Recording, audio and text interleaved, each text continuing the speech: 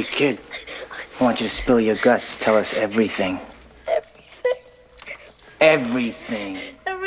Welcome to MsMojo, and today we're counting down our picks for the top 10 The Goonies facts that will ruin your childhood. Sloth was played by John Matusak, who endured hundreds of hours in heavy prosthetics and makeup. For this list, we'll be looking at dark, shocking, and unsettling details about this 1985 classic that will leave you seeing certain elements in a different light. Did Goonies define your childhood? And have you been waiting almost 40 years for a sequel? Leave a comment, but never say the word die. Number 10. Corey lost a role to Corey. Corey Feldman was among the 80s most prominent child actors, landing roles as Pete in Gremlins, Teddy in Stand By Me, and Elliot's best friend in E.T., the latter of which was scrapped from the script. Feldman still got to work with Mr. Spielberg on projects like Goonies, in which he played the wisecracking Clark Mouth Devereaux. No, I want the Villa Scallopini. I want a fettuccine Alfredo.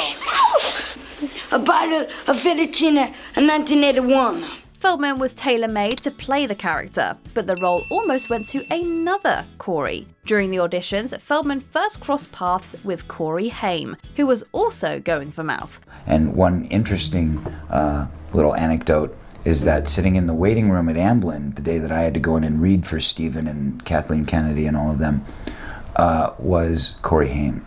And that was the first time we met. While Haim didn't get the role, he later co-starred with Feldman in films like The Lost Boys. Thus, the two Coreys were born, although their friendship ended in tragedy when Haim died of pneumonia in 2010.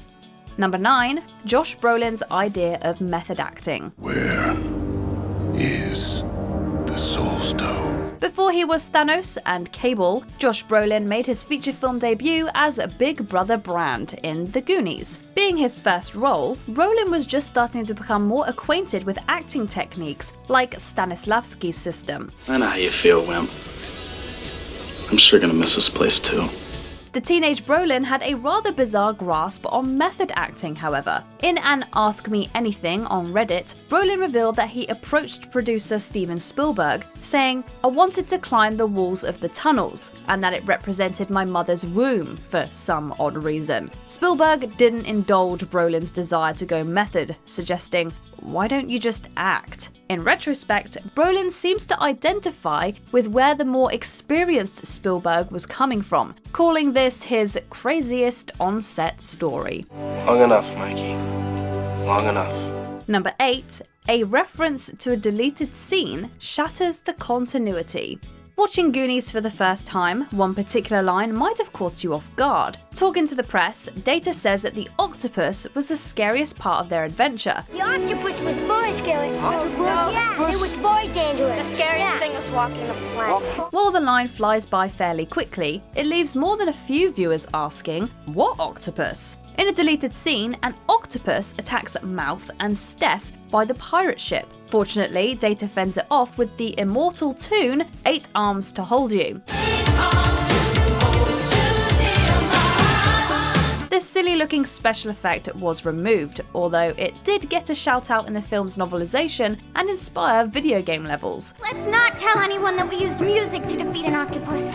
It'd even be included in TV airings. Within the original film's context though, Data's line leaves a gaping plot hole. Did anyone think to cut the line or redub it? Number 7. Struggles of playing the fat kid. The Fat Kid was an 80s movie staple, Chunk being the gold standard. First you gotta do the truffle shuffle. Come on! This trope was mostly phased out as people grew more cautious of body shaming, plus it can be pretty rough for the actor. Jeff Cohen, who auditioned for Mouth before being deemed more of a chunk, bit off more than he cared to chew. Remember when Chunk drowns his feelings in whipped cream? Oh God, am I impressed? Cohen claims he got sick, reflecting, say you do 50 takes. That's 50 hits of whipped cream. The hazards of being a fat kid in show business are going to keep force-feeding you food till you break out. Upon hitting puberty, Cohen dropped the weight. Since Hollywood saw him as the fat one though, Cohen's acting career ended when he went from chunk to hunk. He's doing quite well as a founding partner at a law firm, however. Number 6. John Matuszak's time in the makeup chair.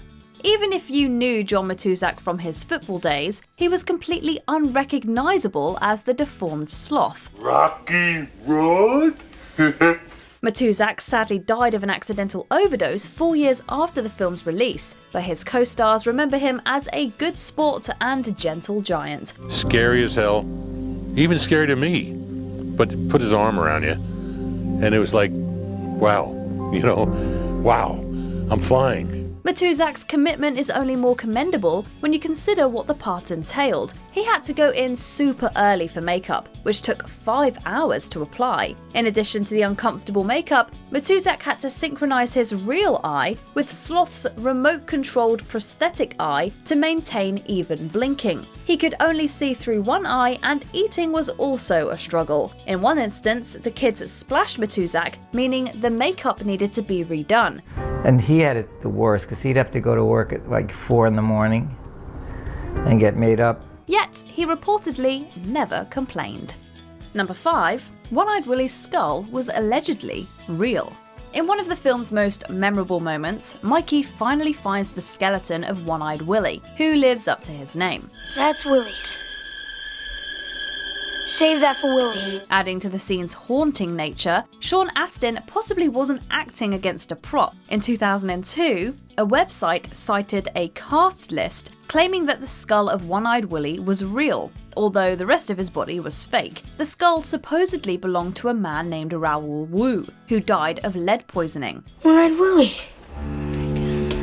It's hard to say if there's any truth to these accusations, or if it's just an online rumour. Considering that real skeletons were used in Poltergeist though, it wouldn't be that far-fetched for another Spielberg production to strive for authenticity.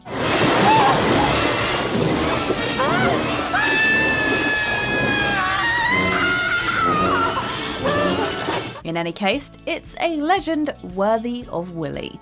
Number 4. Chunk had chickenpox.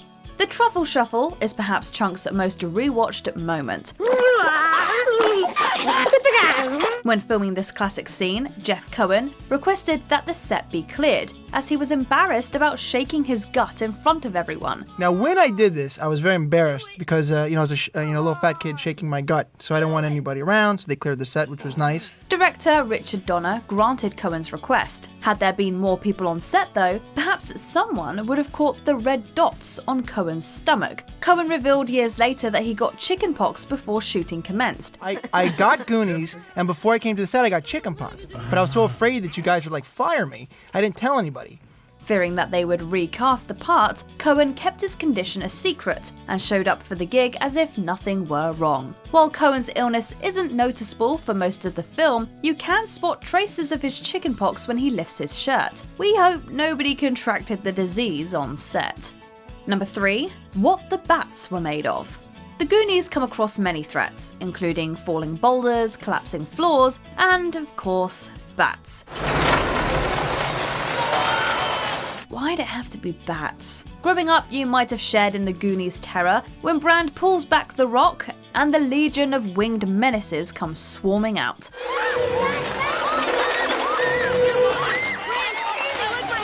However, the bats become infinitely less scary when you consider what they're constructed of. Turns out, they were mostly bow ties and black papier-mâché wads that they shot out of an air cannon. Not real bats, I'm guessing. Bow ties. Yeah, they were like paper-mâché or something. Paper bats. Yeah.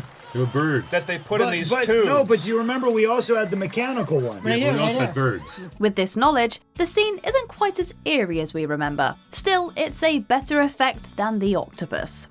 Number 2. Why Chunk's tears were real.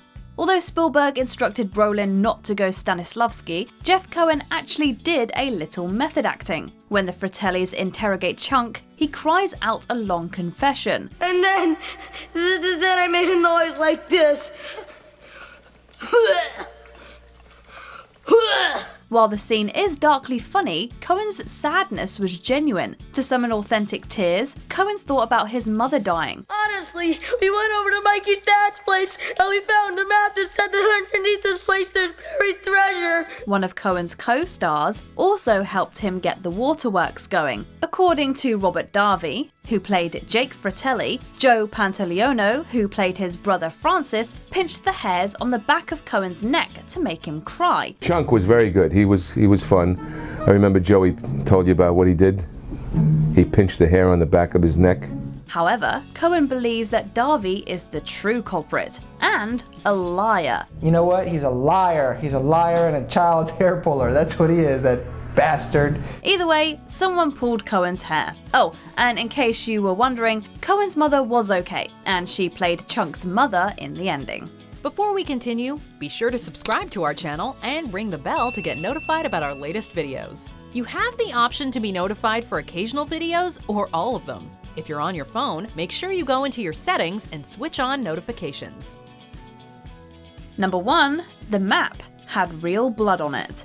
The map to One-Eyed Willie's rich stuff traces back to 1632. Hey, Mike found the map! Yeah. Hey, look, that says 1632. Is that a year or something? Feeling that the prop map didn't look over 350 years old, production designer J. Michael Reaver dumped coffee on it. Reaver thought a pirate map should also be sprinkled with blood, but the crew couldn't find red paint on short notice. Soaked with blood of the trespassing thief. They resorted to cutting their fingers to produce the real deal. That's disgusting. No, I can't even look. We wonder if Sean Astin knew this when he kept the map after shooting. Astin claims that his mother, Patty Duke, accidentally threw out the map. Astin also theorized that a friend could have taken it or it got lost when his mother moved from 266 Denzel Avenue, Los Angeles. Perhaps one day a group of kids will find it in an attic. Do you agree with our picks? Check out this other recent clip from MsMojo. And be sure to subscribe and ring the bell to be notified about our latest videos.